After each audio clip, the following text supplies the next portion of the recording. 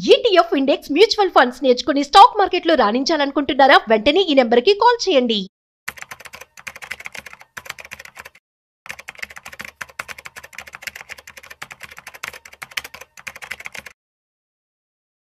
నమస్తే, welcome to Suman TV. నేను విష్ణు. ప్రస్తుతంతో పాటు ప్రముఖ స్టాక్ మార్కెట్ అనలిస్ట్ సుందరరామరెడ్డి గారు ఉన్నారు. సార్తో మాట్లాడదాం.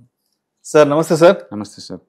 సుందరరామరెడ్డి గారు, ఇప్పుడు బంగారం గురించి మాట్లాడుకోగానే చాలా మంది దుబాయ్లో బంగారం రేటు తక్కువ, దుబాయ్లో బంగారం రేటు తక్కువ, ఎవరైనా తెలిసిన వాళ్ళు వెళ్తుంటే వాళ్ళకి డబ్బులు ఇచ్చి ఎంతో కొంత బంగారం తెప్పించుకుందాం అని చాలా మంది అనుకుంటుంటాం. మనం తెలిసిన వాళ్ళు అక్కడి నుంచి ఎవరైనా వచ్చినా చెప్తుంటారు, అరే దుబాయ్లో చాలా తక్కువరా, అంత తెచ్చుకోవచ్చు ఇంత తెచ్చుకోవచ్చు అని చెప్తుంటారు కదా. ఎందుకు అసలు దుబాయ్లో బంగారం రేటు తక్కువ? సరే, ఒకవేళ మనం దుబాయ్లో గోల్డ్ కొనుక్కొని భారతదేశానికి తెచ్చుకోవాలి అంటే ఒక్కొక్క ఇండివిడ్యువల్ ఎంత బంగారాన్ని అక్కడ కొనుక్కొని భారతదేశానికి అఫీషియల్ గా తెచ్చుకోవచ్చు? రైట్. సో బేసికల్గా దుబాయ్లో నాట్ ఓన్లీ గోల్డ్ అండి, ఏటికైనా సరే ట్యాక్సెస్ చాలా తక్కువ ఉంటుంది. గల్ఫ్ కంట్రీస్ అన్నింటిలో కూడా ఏంటంటే అది ఆయిల్ బేస్డ్ ఎకానమీ కదా, గవర్నమెంట్ కి అదర్ ఇన్కమ్ చాలా ఎక్కువ వస్తుంటది అనమాట. అందుకని చాలా కంట్రీస్ లో ఇన్కమ్ ట్యాక్స్ జీరో ఉందండి అక్కడ. ఈవెన్ ఇండియా నుంచి కూడా చాలా మంది అక్కడ గోల్డెన్ వీసా తీసుకొని 10 years 20 years కి అక్కడ పోయి స్టే చేస్తారు. అక్కడ మీరు ఎంతైనా సంపాదించుకోండి, ఇన్కమ్ ట్యాక్స్ జీరో ఉంటుంది. ప్లస్ ఈవెన్ బిజినెస్ ఏదైనా రన్ చేసినా సరే గవర్నమెంట్ కి లీజ్ ట్యాక్సెస్ ఉంటాయి అండ్ సేఫ్టీ సెక్యూర్ హై లెవెల్లో ఉంటుంది. అందుకని వరల్డ్ వైడ్ గా ఉన్న అల్ట్రా రిచ్ పర్సన్స్ మొత్తాన్ని అట్రాక్ట్ చేస్తూ ఉంటాయి అనమాట. కాకపోతే ఏంటంటే టెంపరేచర్ కొంచెం బయటికి పోలేము, లోపల వరకు ఉన్నంత చెప్పి అనమాట, లోపల వరకు అనమాట. ఇన్ఫ్రాస్ట్రక్చర్ పరంగా అయితే సూపర్గా ఉంటుంది. గవర్నమెంట్ రెగ్యులేషన్స్ కానీ సేఫ్టీ పరంగా కానీ వీటన్నింటిలో బాగుంటుంది అది. సో న్యాచురల్ గా ట్యాక్సెస్ అనేది లీస్ట్ ఉంటాయి అక్కడ. గోల్డ్ మీద లిటరల్లీ జీరో ట్యాక్స్ అక్కడ. యాక్చువల్ అయితే గోల్డ్ అవైలబిలిటీ ఎక్కడ ఉండాలా? గోల్డ్ మైనింగ్ అయితే ఎక్కడైతే ఉందో అక్కడ అవైలబిలిటీ ఉండాలా.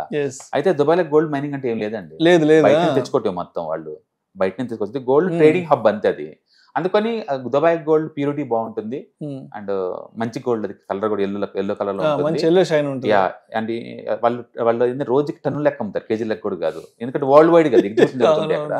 అందుకని మన చార్మినార్ లో కనుక బెంగళూరు కదా ఎట్లా ఉంటుందో దుబాయ్ లో గోల్డ్ అలా ఉంటుంది అనమాట. సో న్యాచురల్ గా అంత ఎక్కువ ఉన్నప్పుడు ఎంతకంత డిస్కౌంట్లు అమ్మటం అనేది మామూలు విషయమే. ఒకటి ట్యాక్సెస్ లేవు, కాంపిటేటివ్ ప్రైస్ లో కాబట్టి తక్కువ రేటుకి అమ్ముతారు అనమాట. అందుకని ఇండియాతో పోల్చుకుంటే 1000-2000 తగ్గడం అనేది మామూలు విషయం. అది చాలా మంది అంటే దుబాయ్ పోయినప్పుడు వచ్చేటప్పుడు బై డిఫాల్ట్ ఆ గోల్డ్ తీసుకొస్తారు. ఈవెన్ దుబాయ్ కాదు, ఈవెన్ సింగపూర్ వెళ్ళినట్టు కూడా పట్టుకొస్తుంటారు. అంతెందుకండి, యాపిల్ ఫోన్ ఇండియాలో తీసుకుంటే 1,10,000, నువ్వు అదే పక్కన సింగపూర్ లో తీసుకుంటే నీకు 90,000 వస్తుంది. అంటే ఫ్లైట్ చార్జెస్ పాంగుంటే ఇంకా డబ్బులు మిగులుతాయి. అందుకే చాలా మంది టూర్కి వెళ్ళినప్పుడల్లా లేదు యాపిల్ ఫోన్ లో అవి చెప్తుంటారు, అట్లా ఈవెన్ దుబాయ్ కూడా ఇండియాతో పోల్చుకుంటే couple of thousands మనకి సేవ్ అవుతాయి అనమాట. అయితే ఎంత తెచ్చుకోవచ్చు అంటే మీరు కనుక 6 నెలల లోపు ఉంటే ఒకలాగా ఉంటుంది, 6 నెలలు దాటి ఉన్న ఇండియన్స్ కి అయితే ఒకలాగా ఉంటుంది అనమాట. అక్కడ స్టేయింగ్ ని బట్టి. అవును, మన డెఫినేషన్ ప్రకారం ఏంటంటే మీరు ఎన్ఆర్ఐ అన్నా అనుకోండి, ఊరికే రాదు స్టేటస్. అది ఇండియా బయట నువ్వు 180 days ఉండాలి మినిమం. అలా ఉంటే వాళ్ళకి ఇస్తారన్నమాట ఆ స్టేటస్. మీరు కనుక దుబాయ్ కనుక వెళ్తే, టూరిస్ట్ లాగా వెళ్తే 180 days కనుక లోపలికి వస్తే కనుక అప్ టు 40 grams వరకు మీరు తెచ్చుకోవచ్చు. లేడీస్ అయితే. జెంట్స్కి అయితే 20 grams కన్నా ఎక్కువ అలౌ చేయరు. కానీ అక్కడ తెరకాల్సి ఏంటంటే కస్టమ్స్ యాక్ట్స్ 2016 ప్రకారం ఏంటంటే 1 lakh వర్త్ అయిన గోల్డ్ ని మాత్రమే లేడీస్ తెచ్చుకోవాలి. అది పెట్టింది 2016 లో అండి రూల్, కస్టమ్స్ లో పెట్టింది.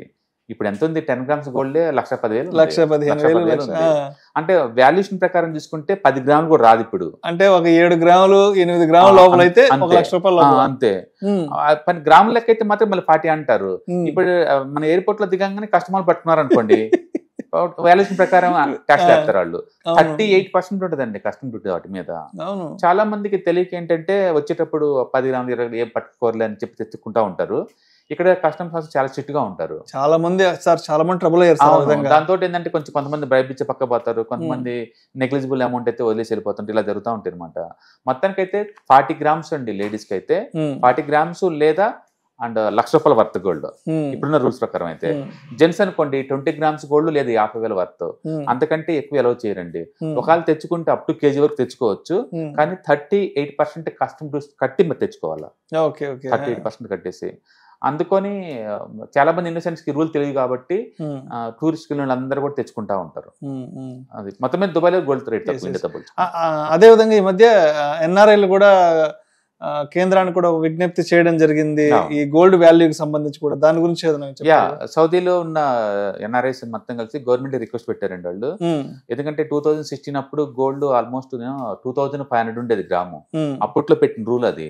ఇప్పుడు గోల్డ్ రేట్ నీకు 10,000 దాటింది కదా గ్రామ్ రేటు. అందుకని గ్రామ్ రేటు 2,500 దగ్గర ఉన్నప్పుడు డిజైన్ చేసింది ఆ రూల్. ఆ రూల్స్ కొంచెం అప్డేట్ చేయమని చెప్పేసి మొన్న సీతారామన్ కూడా ఒక మెమోరాండం పెట్టారు వాళ్ళు, ఎన్ఆర్ఐస్ కలిపి. మేబీ గవర్నమెంట్ అలౌ చేయొచ్చు, ఎందుకంటే ఇప్పుడు గవర్నమెంట్ కూడా గోల్డ్ ఇంపోర్ట్ అయితే బాగానే ఉంటుంది కాబట్టి రేటు.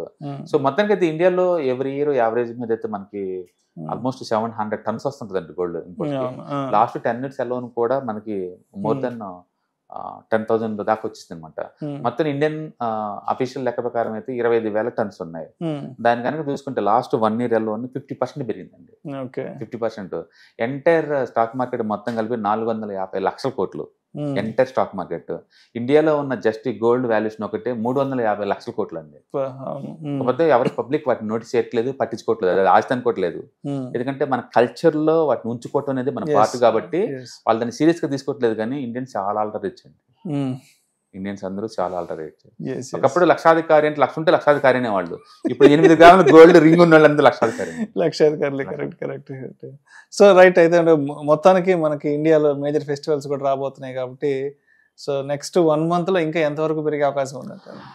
పెరిగిద్దనే బదులు పెరిగిన రేటు కన్సాలిడేషన్ అవుతుందండి. ఎందుకంటే రేటు పెరిగే కొద్దీ కొన్ని వాళ్ళందరూ పోస్ట్పోన్ చేసుకుంటూ పోతుంటారు. అంటే షాప్స్ కూడా అంత వర్తం కాదు.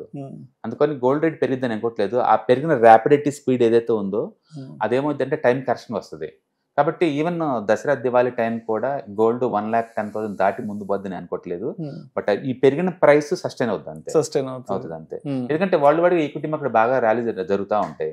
అంటే సెంట్రల్ ఇప్పుడు ట్రంప్ టారిఫ్ వార్ కొంచెం ఆగింది అనుకోండి, గోల్డ్ కి అమౌంట్ తగ్గిపోద్ది ఆటోమేటిక్ గా.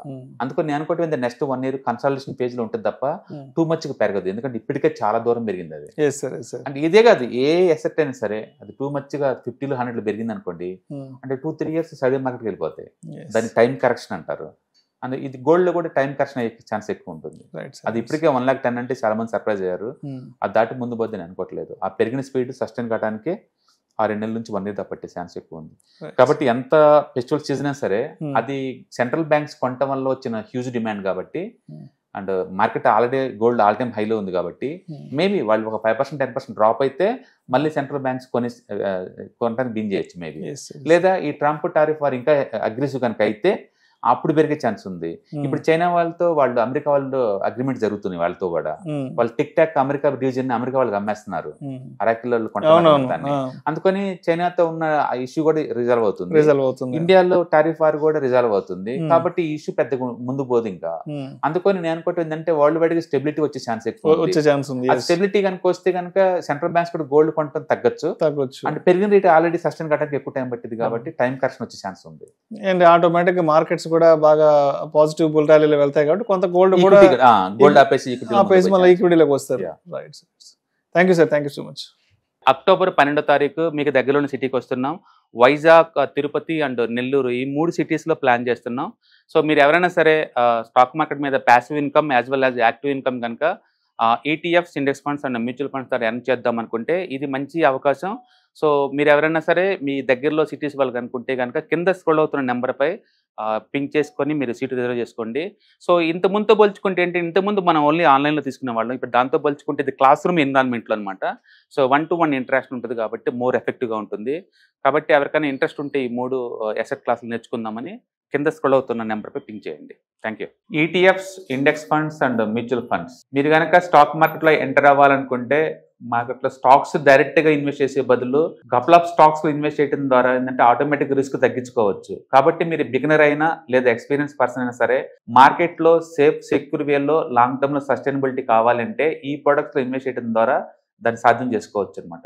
కాబట్టి మీకు ఎవరికైనా సరే ఈ ETFs, ఇండెక్స్ ఫండ్స్, మ్యూచువల్ ఫండ్లో ఇన్డెప్త్ నాలెడ్జ్ కోసం అండ్ గైడెన్స్ కోసం ఈ ట్రైనింగ్ ప్రోగ్రామ్ అటెండ్ అవడం ద్వారా మీరు మనీ మేక్ చేసుకోవచ్చు. కాబట్టి మీకు ఇంట్రెస్ట్ ఉన్న పార్టిసిపెంట్స్ ఈ వీకెండ్లో జరిగే వెబినార్ అటెండ్ అవడం ద్వారా ఇందులో ETFs, index funds, mutual funds అంటే ఏంటి, వాటిని ఎలా మనీ మేక్ చేసుకోవాలి, వాటిని ఎలా మేనేజ్ చేసుకోవాలి, వాటి గురించి కాంప్రహెన్సివ్ ట్రైనింగ్ మీకు ఈ ప్రోగ్రాంలో అందించబడుతుంది. ఈ వీకెండ్లో జరిగే ఈ ప్రోగ్రామ్కి ఎన్రోల్ చేసుకోండి. Thank you.